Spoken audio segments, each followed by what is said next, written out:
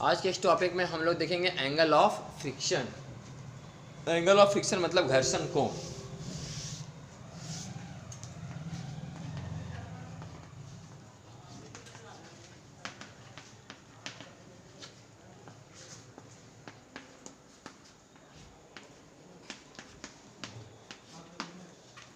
Angle of friction,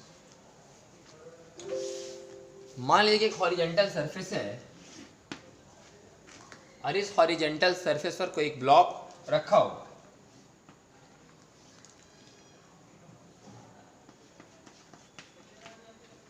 एक rough horizontal surface है, एक रुखड़ा क्षैतिज सतह है, हॉरिजॉन्टल सरफेस जिस पर कोई ब्लॉक रखा हुआ। तो m किलोग्राम के ब्लॉक का वेट काम करेगा mg और इससे होगा नॉर्मल रिएक्शन n। यदि कोई इस बॉडी पर फोर्स लगाए, इतना फोर्स लगाए कि बॉडी चलने को तैयार हो जाए,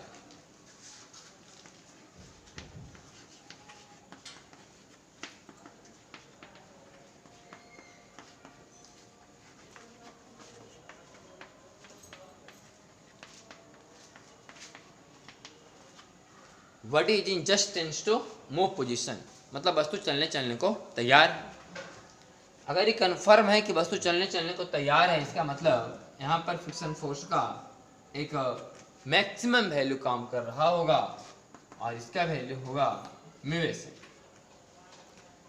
एक किलोग्राम के बॉडी को हॉरिजॉन्टल सरफेस पर रखा गया और इस पर इतना फोर्स लगाया गया कि बॉडी चलने को तैयार हो जाए। तो बॉडी चलने को तैयार है, इसका मतलब है कि पीछे जो फ्रिक्शन फोर्स काम कर रहा है वो मैक्सिमम फ्रिक्शन फोर्स होगा और इस मैक्सिमम फ्रिक्शन फोर्स का वैल्यू होगा म्यूएस। तो ये मैक्सिमम फ्रिक्शन फोर्स हो चाहे जो भी फ्रिक्शन फोर्स हो, फ्रिक्शन फोर्स एक कांटेक्ट फोर्स है।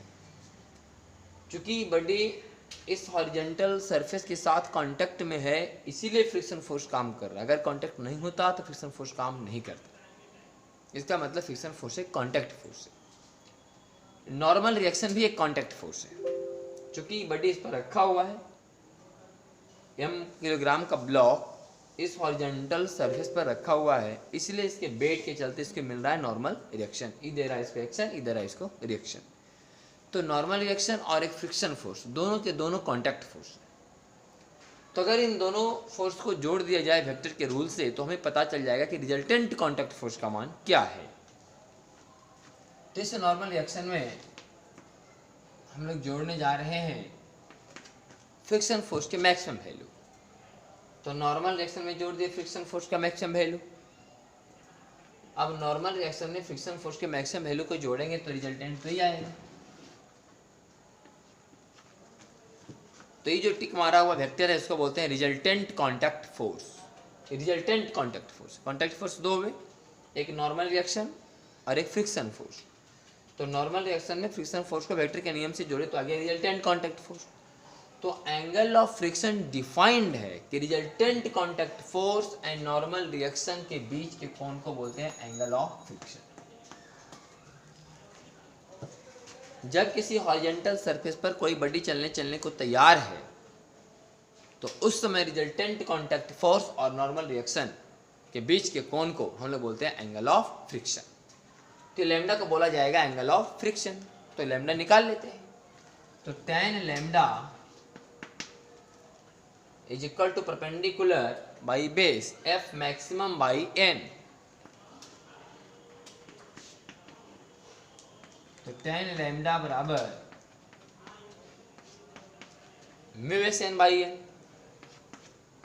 तो tan lambda is equal to mu s lambda is equal to tan inverse mu. ये एंगल ऑफ फ्रिक्शन।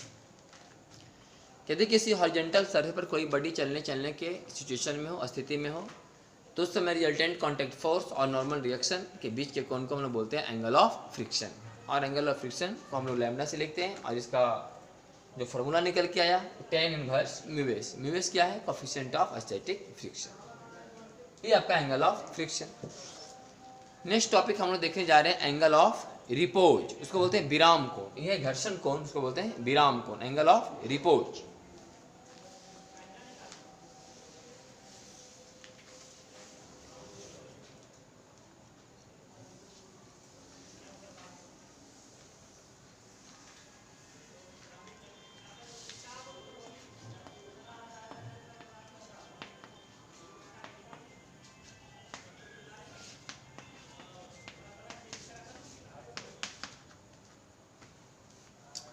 समझते हैं एंगल ऑफ रिपोज क्या है। मान लीजिए हॉरिजॉन्टल सरफेस है, इस पर एक ब्लॉक रखा हुआ है,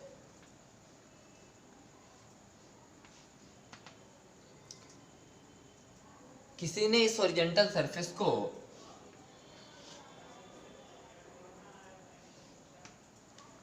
थोड़ा सा यहां से उठा दिया, इधर से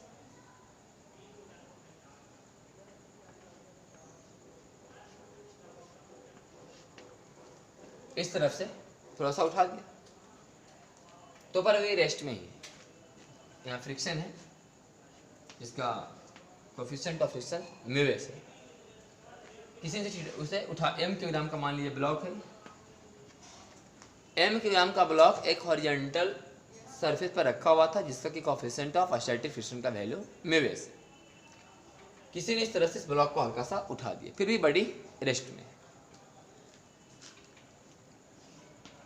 मान लिया एंगल थीटा 1 है, थोड़ा सा और उठाया, एंगल हो गया थीटा 2, फिर भी बड़ी रेस्ट में।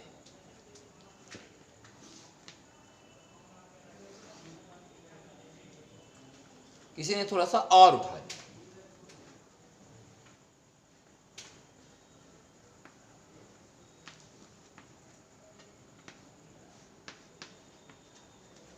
इतना उठा दिया कि अभी बॉडी चलने को तैयार है, अभी बॉडी चलने को तैयार है। अगर थीटा का मान हल्का सा भी और ज्यादा किया जाएगा तो स्लाइड कर जाएगा, वहां से स्लिपिंग स्टार्ट हो जाएगी, बॉडी नीचे की ओर चलना शुरू कर देगी। तो ये जो थीटा का वैल्यू है इसी को बोलते हैं एंगल ऑफ रिपोज। ये जो थीटा का वैल्यू है इसे लिखे theta r, angle of repose. किसी इंक्लाइन प्लेन का वह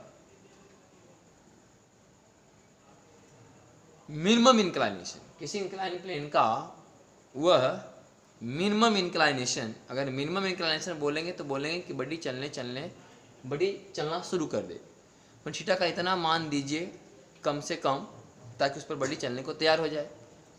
चलने के हिसाब से अगर देखा जाए तो थीटा का मिनिमम मान है, लेकिन रुकने के हिसाब से देखा जाए तो थीटा का मैक्सिमम मान है। इस एंगल तक बॉडी रेस्ट में रहेगा, यही बोल सकते हैं कि इस एंगल से बॉडी चलना स्टार्ट होने वाला है।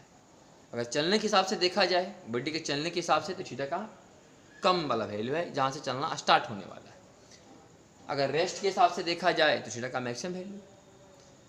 तो अगर मैक्सिमम की तरफ रेस्ट के हिसाब से बोलते हैं क्योंकि चल तो रहा नहीं है, इसके थोड़ा सा बाद ही चलना शुरू करेगा, तो हम लोग यह बोल सकते हैं कि थीटा का किसी मतलब इंक्लाइन प्लेन का वह मैक्सिमम इंक्लाइनेशन यदि उस पर बॉडी को रख दिया जाए तो वह रेस्ट में ही रहे, मतलब चलने की स्थिति में आ जाए। थीटा के जिस मान पर ही बॉडी चलने की स्थिति में आ जाएगा वही को बोलते हैं हम लोग एंगल ऑफ रिपोज। तो ये एंगल ऑफ रिपोज। और अभी बात का पता है कि बॉडी चलने को तैयार है, तभी बोला जाएगा इसे एंगल ऑफ रिपोज। तो m किलोग्राम का इस ब्लॉक का वेट mg, इधर mg साइन थीटा आर, इधर mg कॉस थीटा और ये एंगल थीटा, नॉर्मल डायरेक्शन है और यहाँ एक फ्रिक्शन का मैक्सिमम वैल्यू बराबर म्यूएस है, बराबर म्यूएस एन के बराबर में mg cos थीटा। तो इस केस में f मैक्सिमम, f फ्रिक्शन का जो वैल्यू है कितना है mg साइन थीटा, फ्रिक्शन का वैल्यू mg साइन थीटा है, नॉर्मल डायरेक्शन का value mg cos theta. Friction के बारे में बात करें तो mg साइन थीटा और normal direction mg cos theta. दोनों क्या है, कांटेक्ट फोर्स है। फ्रिक्शन फोर्स और नॉर्मल एक्शन दोनों कांटेक्ट फोर्स है। रिजल्टेंट कांटेक्ट फोर्स कितना होगा?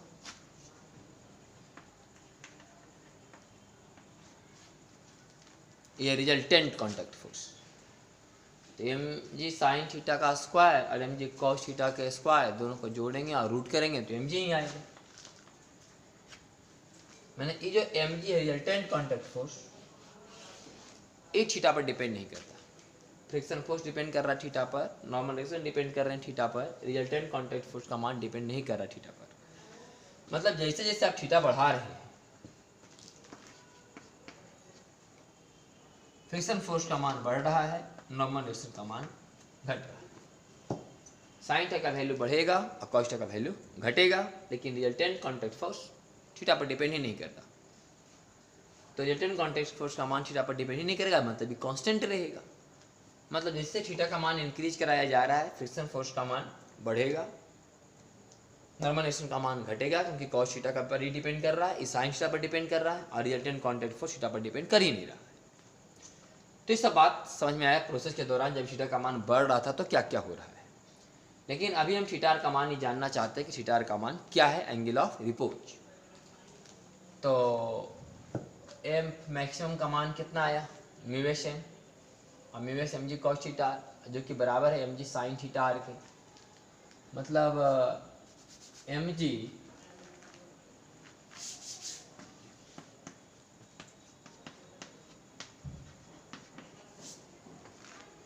जी sine theta r, friction force का मान, मैक्सिमम फ्रिक्शन फोर्स का मान m g sine theta r, जो कि बराबर होगा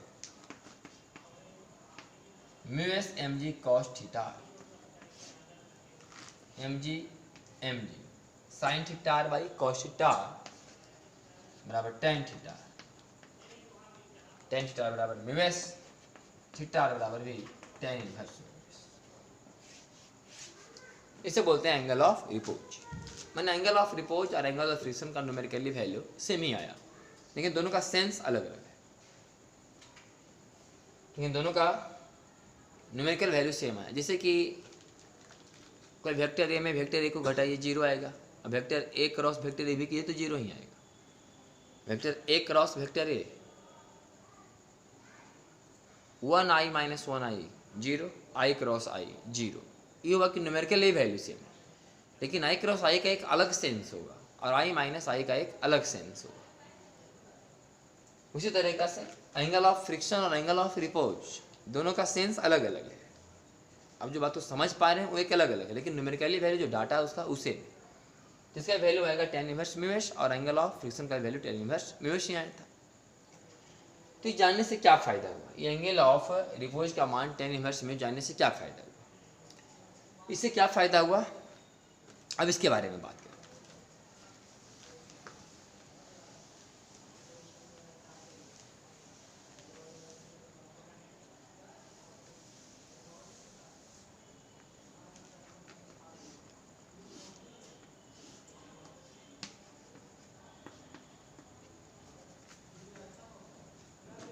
मान लिया जाए किसी इंक्लाइन प्लेन पर म्यू का वैल्यू दिया हुआ है म्यू एस, और ये दिया हुआ है म्यू, और ये दिया हुआ है थीटा। कोई इंक्लाइन प्लेन है जिसका ये सरफेस का क्वालिटी म्यू दिया हुआ है, दिया हुआ है थीटा, और इस पर कोई ब्लॉक रखा गया, तो ये बॉडी चलेगा कि रुका हुआ ही रहेगा कि चलने को तैयार है, इस समझने में हमें मदद करेगा थीटा और म्यू।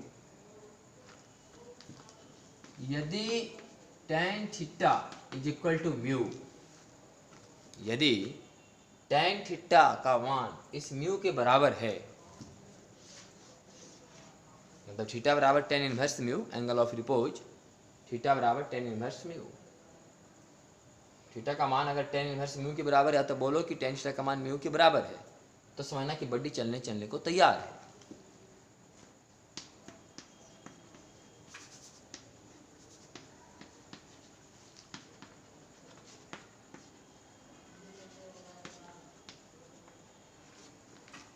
अगर tan थीटा का वैल्यू इस म्यू के बराबर है तो इसका मतलब बॉडी चलने को तैयार है। अगर थीटा, हाँ तो पता चल गया कि बॉडी कब चलने को तैयार है। ये तो कब चलने को तैयार है पता करना हो तो तुरंत पता चल जाएगा। थीटा का मान दिया रहेगा, tan थीटा का मान निकाल लीजिए, अगर वो म्यू के बराबर है तो सब कुछ सही है, बॉडी चलने को तैयार है। लेकिन ये बॉडी चले तो चलने को तैयार है, अब पता करना है कि रेस्ट में रहेगा और कब चलेगा, कब रेस्ट में रहेगा और कब चलेगा। तो समझिए थीटा की तरफ से बात करते हैं। मान लिया हम tan थीटा का मान निकाले, tan थीटा का मान कुछ आएगा न्यूमेरिकल वैल्यू, और वो न्यूमेरिकल वैल्यू म्यू के बराबर निकला, तो हम लोग कहे कि बॉडी चलेगा। लेकिन अगर इस म्यू का वैल्यू tan थीटा से कम निकला, जो म्यू का वैल्यू है tan थीटा से कम निकला, मान लिया कि थीटा का मान जब हम लोग निकाले, tan थीटा का मान जब हम लोग निकाले तो 0.7 आया। थीटा का मान जब हम tan थीटा रख के निकाले तो 0.7 आया, मतलब कि म्यू का मान यहाँ 0.7 यदि है तो बॉडी चलने को तैयार है। लेकिन यहाँ तो कह रहा है कि नहीं 0.7 से कम है, 0.6 ही है, तो सोचिए कि 0.7 पर बॉडी चलने को तैयार था, तो 0.6 ही इसका मतलब बॉडी चलेगा।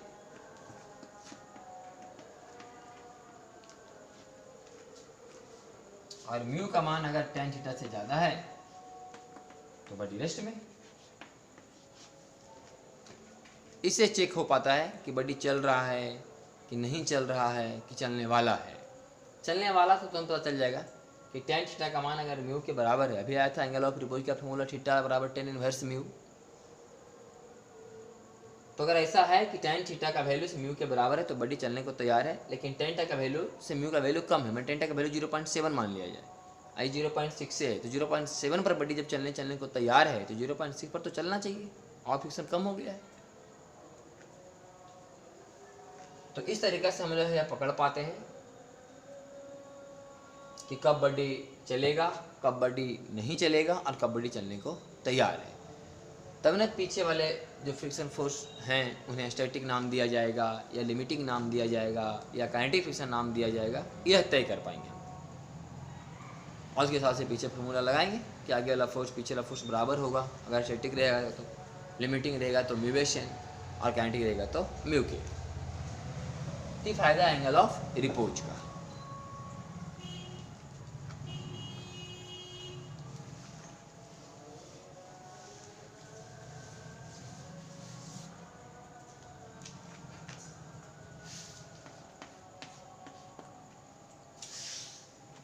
बहुत से पार्ट्स में यह दिखाया रहता है, बहुत से बुक में, कि किसी वस्तु को खींचना आसान है कि धक्का देना आसान है, किसी वस्तु को खींचना आसान है या धक्का देना आसान है रुखड़ा सतह पर।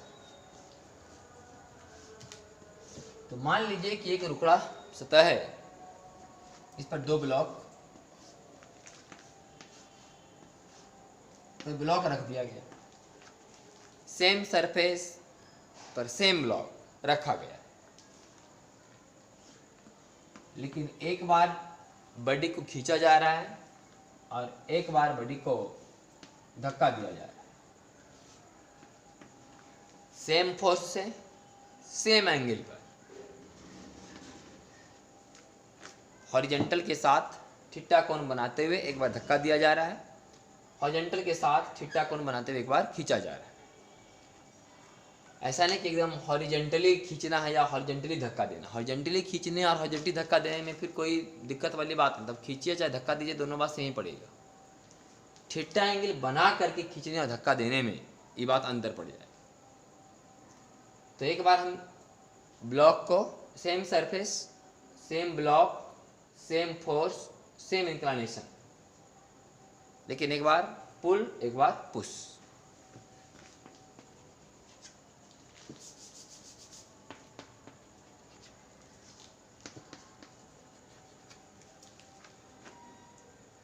तो इस f के दो कंपोनेंट होंगे, एक f cos थीटा और एक f sin थीटा।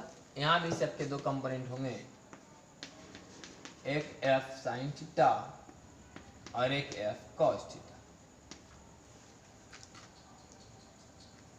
तो खींचना आसान है, धक्का देना आसान है, इसके लिए तो कंफर्म करना पड़ेगा कि बड़ी मोशन में हो।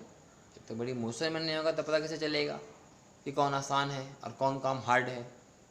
या तो वस्तु को चलने के लिए तैयार करवाना होगा या तो चलाना होगा, तब जाकर हम ये अनुमान लगा सकते हैं कि किस में आसानी हुआ और किस में दिक्कत हुआ।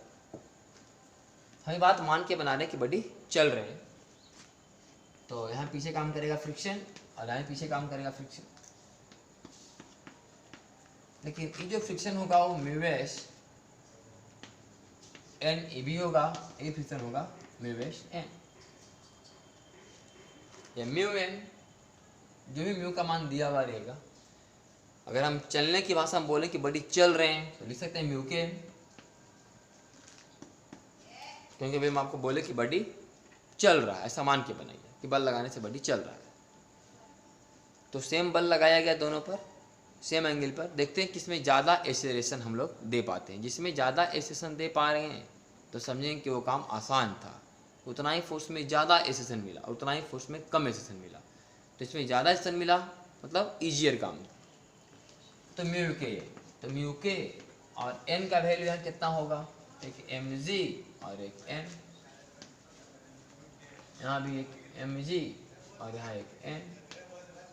तो इस केस में एन का वैल्यू होगा M G minus F sine theta, इस केस में होगा M G plus F sine theta. अब आप स्वाभाविक देख सकते हैं कि आगे लगने वाला फोर्स एफ कॉस थीटा, इसमें आगे लगने वाला फोर्स एफ कॉस थीटा, दोनों को सेमी फोर्स बॉडी को आगे लेके जाना चाहते हैं। लेकिन इस केस में कम फ्रिक्शन पैदा होगा क्योंकि माइनस में, इस केस में ज़्यादा फ्रिक्शन पैदा होगा। अब चूंकि फ्रिक्शन यहाँ ज़्यादा पैदा हो रहा है तो एफ कॉस थीटा में कुछ ज़्यादा वैल्यू घटेगा तो बचेगा कम वैल्यू।